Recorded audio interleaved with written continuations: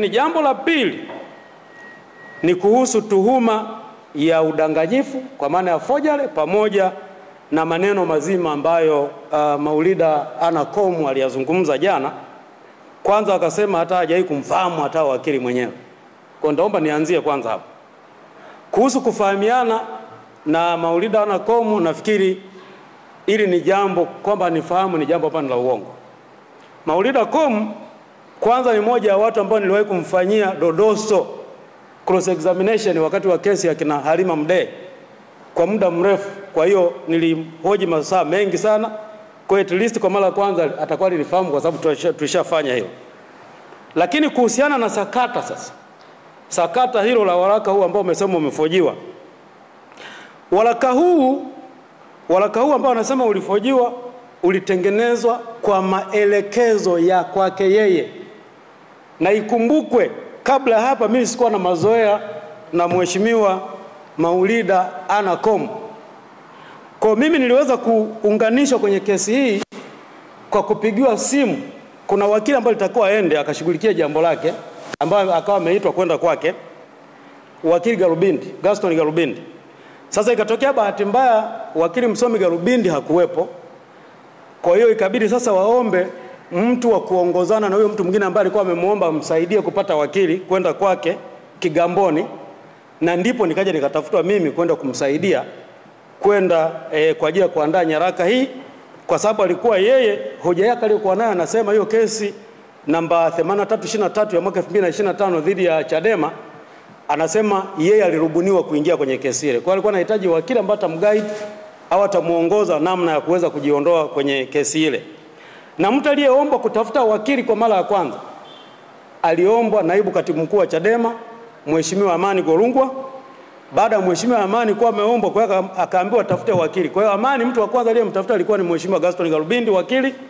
Baada ya kuonekana Garubindi siku alikuwa amesafiri, Garubindi ndio akaniomba mimi kwamba muongozane na naibu katibu mkuu Amani kwenda kule Kigamboni kwa ajili ya kwenda kumsaidia huyo mama, mkamsikilize afu mkaone anasaidiweje kwenye jambo lake. Kwa mimi kwake nilikuwa sipajui kabla. Kwa hiyo tukaondoka, ilikuwa kati ya tarehe 6 au tarehe 8 mwezi wa 5. Tukaondoka, mimi nilikuwa ofisini. Kwa hiyo nakumbuka Mheshimiwa Amani alinipitia pale ofisini kwangu Posta. Baada hapo tukiwa na driver anaitwa Mudi kwenye gari ya Chadema, tukaenda mpaka Kigamboni, mtaa unaitwa mtaa wa Cheka. Pale ndio sehemu ambayo Maulida Komu anaishi. Kwa hiyo tukafika, kwanza yeye mwenyewe ndio alikuwa anawasiliana na Amani wakati tunaenda pale, kwa sababu kufika pale ni pagumu sana, ni sehemu ambayo kidogo imejificha. Kwa hiyo tulitembea na tulipofika pale pana njia mbili kidogo zikatuchanganya, lakini baadaye kuna kijana alitumwa, ni kijana kidogo wa umri labda wa miaka 40 na kitu 50, akaja akasogea mpaka barabarani akatusogeza mpaka pale. Ni sehemu ambayo ina maji yanatuama mkipita. Kwa hiyo tukaingia, lakini mwisho wa siku tukafanikiwa kufika mpaka pale nyumbani kwake. Kwa tulipofika pale tukaongea naye, akatueleza kwamba kwa kweli yeye watu waliomfuata kwa ajili ya kufungua kesi hii hawakumwambia kwamba wanalenga kufungua kesi ambayo inaenda kuzuia shughuli za chama ambacho yeye ni muasisi wake. Kwa alivyokuja kugundua akasema, nimeona nimeumia sana, siwezi nikaendelea kuhujumu chama changu. Kwa ndio maana nimewaita ili muweze kunisaidia namna ya kuweza kuniongoza jinsi ya kujitoa kwenye kesi hii na kuniandalia nyaraka. Kwa baada kwa tumezungumza yale yote, basi kwa sababu nilikuwa nimetembea na laptop, nakumbuka tulifanya ile zoezi pale nyumbani kwake, ikaandaliwa nyaraka. Baada hapo tukaenda kuichapa, na tulipata shida kwa sababu stationery pale zipo mbali sana. Kwa tukaenda sehemu ya mbali sana mpaka tukapata stationery Kigamboni, tukaenda tukaprint copy za kutosha, na baadaye tukarudi nazo mpaka pale nyumbani kwake. Na nitaelezea nyumbani kwake papo vipi, kwa sababu ni sehemu ambayo nimeingia na ifahamu vizuri, na ilikuwa ni mara yangu ya kwanza kwenda hiyo siku. Kwa hiyo tulivyorudi nazo pale akaja akaziangalia, mwishoni akasema, jamani nimefurahi nimezipokea, lakini kwa sababu na watoto pia naomba nisisaini leo zibakie. Kwa hiyo ninavyosema kwenye tarehe 6 au 8 tulivyoenda mwezi Mei hakusaini siku ile. Kwa akaomba zibakie ili akae na watoto wake kwanza mahali pale, ili apate muda kuweza kutafakari pamoja na watoto, alafu baadaye aweze kuamua kwamba ana proceed kwenye stage sasa ya kusaini zile nyaraka au la. Sasa bahati nzuri ilipofika mnamo tarehe 15 mwezi wa 5 2025 siku ya Jumapili, palikuwa na kikao cha baraza la wadhamini ya Chadema, ambapo Maulida akahudhuria, akakutana na wajumbe wengine wa baraza ambao sitaweza kuwataja hapa, itakapofika stage yake nitataja. Alipofika pala kaeleza yale na akaonyesha kusikitika kwake kwamba kuna watu wamemrubuni. Palikuwa na shinikizo la watu ambao sitawataja kwa sababu wengine ni viongozi kwenye serikali pia, lakini ikifika wakati tutaweza kuzungumza. Kwa hiyo alimshinikiza, lakini anajuta sana kwa kitendo ambacho kimefanyika. Kwa akasema naomba wenzake wamsamehe na yupo tayari kuendelea kutumikia chama, na hiyo kesi yeye hatataka kuendelea kuwepo, atajiondoa. Kwa hiyo akaomba kwamba sasa tarehe 16 mwezi Mei, siku hiyo ufuatia 2025, yupo tayari zile nyaraka kuzisaini. Kwa hiyo mtu aende pale akamshuhudia sign ili hatimaye zifailiwe na yeye kuweza kuitoa kwenye kesi. Utaratibu ulifanyika na hilo zoezi lilifanyika pale kwake, na akiwepo Amani Guruku, naibu katibu mkuu wa Chadema, akasaini yule mama. Na baada ya kuwa zimesainiwa zile nyaraka, na labda kuna kitu kimoja nikisisitize, kwa sababu ya unyeti wa zile nyaraka, kwa sababu kwa hali ya kawaida, kwa sababu ni nyaraka ya kujitoa kwenye kesi, angeweza kusaini hata wakili peke yake. Lakini kwa sababu ni jambo ambalo linahusu haki ya mtu kujiondoa kwenye kesi, ile nyaraka iliandaliwa, alisaini yeye na akasaini wakili. Kwa hiyo kuna counter signing ya pande zote mbili. Signature yake ipo pale, na baadaye mweza mkapitia mkaona document. Na hata ukiangalia signature ile aliyoisaini na signature yake iliyopo kwenye document hizo zingine zote, haina utofauti wote, ni kitu hicho. Kwa hiyo akaenda kasaini pale, tukashuhudia mbele ya katibu mkuu, alikuwepo pale. Lakini sikia alikuwepo na kijana wake mwingine pamoja na binti mwingine mdogo pale nyumbani kwake. Kwa hiyo Maulida Anacom akazisaini zile nyaraka, na alivyozisaini, nakumbuka ilikuwa ni kwenye tarehe 19 sasa mwezi Mei 2025, ndio tukaenda kuzifaili kwenye mfumo wa mahakama ambao ni ile wanaita nini, electronic case management system. Kwa tukaifaili, na baadaye control number ikatoka, ikalipiwa. Baada ya kulipiwa, baada hapo ikawa inasubiria sasa tarehe ikija, utaratibu wa kawaida ukisha sign notice kama hiyo, siku kesi inakuja, mnapata nafasi ya kwenda ku address mahakama, kwa maana ya kuiambia kwamba tuna notice kwa ajili ya kukamilisha ule mchakato. Kwa hiyo kiufupi, hayo ndio mambo ambayo yalijiri mpaka tunafika kwenye hatua ya kuwa na hiyo notice ambayo ilifailiwa kwenye mfumo ya Mheshimiwa Anacom kuweza kujitoa kwenye kesi ile. Sasa nimezungumzia kama nilifika nyumbani kwake. Naomba nizungumzie mazingira ya pale nyumbani kwake.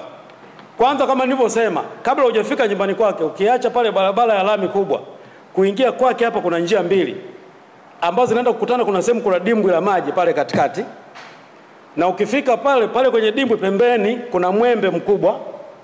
Halafu nyumba yake ipo pale, ni nyumba ambayo haina rangi, ni nyumba ambayo imepigwa plaster tu ya zamani na ina muonekano ule wa kizamani, sio nyumba ambazo zina paa ya kizamani, ambayo nyuma yake huku kuna migomba. Kibaraza kipo upande, nafikiri sasa sijui ndio kaskazini, kuna kibaraza pale kipo. Na ndani kwake tulivyoingia pale, ana makochi pale matatu yale ya kizamani kabisa, sio sofa. Halafu ana sofa la kukalia watu watatu jingine moja. Kwa ana makochi ya kawaida matatu na ana sofa la kukalia kama watu watatu, yote hapo pale. Na ana TV flat screen ndogo moja ipo pale. Na ile sebule yake ilivyokaa, kuna kisehemu kama dining, lakini ni sehemu ambayo imekaa ni kama patumii kwa ajili ya dining. Kwa ni sehemu ambayo tulifika tunapajua vizuri, kwa sababu tulikuwa tumeongozana watu watatu. Kwa tulifika pale kati ya tarehe 6 mpaka tarehe 8, na baadaye tukuja tukafika wakati anaenda kusaini hizi nyaraka. Kwa hiyo kutokana na hayo yote, ni kitu ambacho kimepelekea mimi nikashangaa sana. Yaani mtu wa aina hii akasema kwamba hatufahamiani na mimi hanifahamu. Na nimeshafika kwake, mbele ya familia yake ipo pale, nimezungumza mpaka kwake. Mimi sikuwahi kuwa na mahusiano na yeye kabla. Maana kama tulikuwa na mahusiano ungesema hapa nyumbani kwake nishafika na paelewa. Lakini mimi nimekwenda kwa hizi tarehe ambazo tumekwenda kusainisha nyaraka, ndio nilifanikiwa angalau kupata picha pale jinsi palivyo. Na nakumbuka tulishinda ile siku karibu siku nzima. Kwanza nilijisikia kuuma mpaka nikaenda kuna dispensary mitaa ya mbele pale, nikaenda kupata matibabu. Ile siku tukapita kuna sehemu pale kama kuna genge fulani, tukaenda tukachukua mpaka soda, ilikuwa jua linawaka sana. Kwa at least ni sehemu ambayo nikifungwa kitambaa nikitua pale naweza nika-identify vizuri, na pafahamu vizuri sana. Na Mheshimiwa Anacom ni mtu ambaye namfahamu vizuri sana. Kwa hiyo ni jambo la ajabu sana kuona kwamba amefika mahala kaenda kakana nyaraka ambazo kimsingi alienda kazi sign na kupelekea kutanish image, ikaonekana kwamba mimi nimefanya vitu ambavyo ni vya forgery, jambo ambalo mimi sijawahi kufanya na siwezi kufanya. Ni mtu ambaye analinda reputation yangu kwa wivu mkubwa sana. Kwa ni mambo ya ajabu, lakini ambacho naweza kusema labda inawezekana yale mazingira watu ambao walikuwa wanampa pressure, ambaye alieleza kwamba kuna viongozi walikuwa wanampa shinikizo kwamba hakikisha kesi inaendelea. Mimi naamini hilo shinikizo bado lipo, ndio ambalo limesababisha baadaye mama mtu mzima ambaye mara ya kwanza alisema kabisa kwamba haweza kuhujumu chama, yeye ni muasisi, kwamba hataki kuendelea na kesi kwa sababu alikuwa ameshinikiza, kwa ameamua tena kurudi kule kule kwenye square one, sehemu ambayo alikuwa ameikataa. Kwa hiyo ndugu waandishi wa habari, kwa kifupi hayo ndio mambo ambayo yamejiri kwenye sakata hili. Lakini cha kusema tu ni kwamba mpaka hivi ninavyozungumza, hiyo amri ambayo mheshimiwa jaji aliyetoa siku ya jana, ambayo kimsingi ni haki yangu kwa sababu tayari imenigusa haki yangu, mpaka sasa hivi ninavyoingia kwenye press hii, nilikuwa nimeingia kwenye mfumo kwenye akaunti ya mahakama, sikuiona kama imeshaingizwa mpaka sasa. Sijajua kwa nini, kwa sababu kwa muongozo wa mahakama yenyewe kwa sasa hivi anatakiwa jaji anapomaliza kutoa maamuzi watu nakala yao ipatikane, waingize kwenye mfumo, iwe accessible kwenye public mara moja. Lakini mpaka ninavyozungumza haipo. Kwa hiyo kukosekana kwake inaninyima mimi fursa zingine za kuweza kuchukua hatua za kisheria. Lakini mpaka ninavyozungumza nimeshatoa maelekezo kwa timu yangu ya mawakili kwa ajili ya kufanyia kazi jambo hilo. Hatuwezi tukaruhusu maamuzi yanatolewa kwa kukiuka taratibu za utoaji wa haki. Hii ni nchi ambayo ipo inazingatia utawala wa sheria. Katika nchi mahakama ni chombo cha mwisho kwenye utoaji wa haki. Lakini mahakama pia inafungwa na misingi ya katiba, inafungwa na sheria, inafungwa na misingi ya asili ya utoaji haki. Kwa mahakama haiwezi kutoa maamuzi pia bila kutoa nafasi ya fair hearing, kwamba at least kila anayetuhumiwa aweze kupata nafasi ya kusikilizwa kikamilifu kama ibara ya 13(6)(a) inavyozungumza. Kwa hiyo chote ambacho kimefanyika jana kwa kweli imekuwa ni masikitiko, lakini niseme tu kwamba hili jambo nyuma yake ni jambo